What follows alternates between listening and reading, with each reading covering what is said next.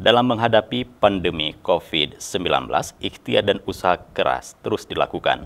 Selain itu, zikir dan doa sebagai bentuk penghambaan dan penyerahan diri kepada Allah Subhanahu wa Ta'ala, Pencipta atas segala cobaan yang sedang diberikan, juga terus dipanjatkan. Namun, semua itu belum cukup. Sebagai hamba yang tak luput dari salah dan dosa, setiap insan juga harus saling memaafkan.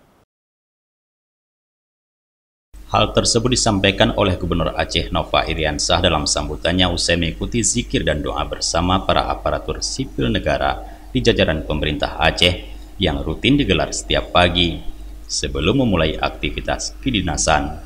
Asisten Administrasi Umum Sekda Aceh Iskandar beserta pejabat di lingkup Sekda Aceh lainnya saat mengikuti zikir dan doa bersama memohon dijauhkan dari wabah dan bencana COVID-19 yang diikuti oleh seluruh ASN pemerintah Aceh secara virtual dari ruang potensi daerah Sekda Aceh Senin.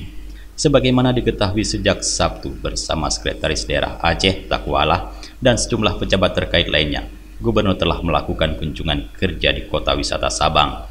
Hari ini bersama rombongan, Gubernur mengikuti zikir dan doa via konferensi video dari Mushola SMA Negeri 2 Sabang. Gubernur menjelaskan dalam menghadapi pandemi COVID-19 ini, penanganan dan pencegahannya harus dilakukan pada dua arah atau dua level, yaitu level kemanusiaan dan level ketuhanan.